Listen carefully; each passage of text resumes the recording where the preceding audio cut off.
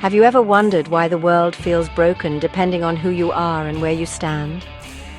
The uncomfortable truth is that your place in society often determines your experience of reality, because the economy shapes our culture far more deeply than we admit. According to Maslow's hierarchy, humans must first meet basic survival needs like food, shelter, and safety. Only after these are satisfied can we truly pursue belonging, esteem, and self-actualization. But what happens when the economy crumbles? We abandon higher cultural ideals like morality, creativity, and community, our values sacrificed at the altar of survival.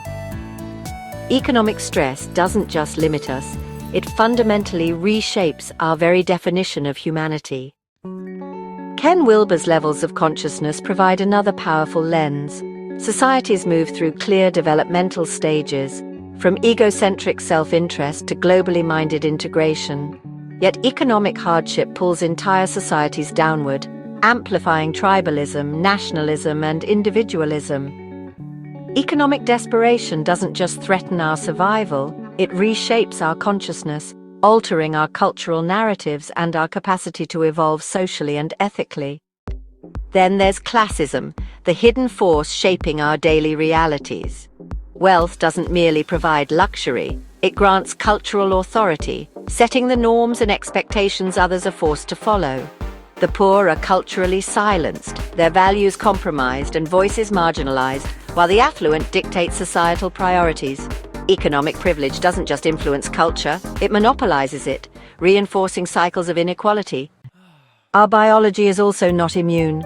Economic insecurity creates chronic stress that erodes cognitive abilities, restricts decision-making, and traps individuals in perpetual survival mode. Scientific research confirms poverty literally alters brain chemistry, perpetuating generational disadvantage. This biological dimension shows how economic factors don't merely limit cultural expression, they embed themselves in our very biology, reshaping our collective human potential. Nietzsche's will to power further illuminates this issue. Humans naturally seek to assert their values, identity, and individuality. Yet when economic threats loom, we find ourselves powerless, unable to authentically express or defend our core values. Survival instincts suppress our cultural authenticity, leaving us compromised and disempowered. Nietzsche highlights how economic stability is essential, not just for cultural flourishing, but for individual integrity and self-expression. Yet this complexity requires us to embrace perspectivism, the understanding that truth varies with individual circumstances. The economy isn't experienced universally. For some, it's opportunity; for others, oppression. Recognizing this multiplicity of experiences allows us to confront uncomfortable truths, acknowledge hidden privileges, and foster empathy. Only by embracing diverse perspectives can we genuinely transform an economy that currently dictates who thrives culturally and who must compromise to survive. Recognizing this complexity, we can choose another path. A just economy, built on equity, fairness, and empathy, can empower cultural expression, bolster human potential, and foster collective resilience. This economy would embrace diversity, encourage self-actualization, and reject the outdated notion that only some should prosper culturally while others merely survive. Culture doesn't have to be at the mercy of the economy. If we elevate economic justice and acknowledge diverse perspectives, our culture, values, and humanity flourish. The choice is ours: build an economy that serves all our values, or remain trapped, compromising what truly matters. What economy do you want to build?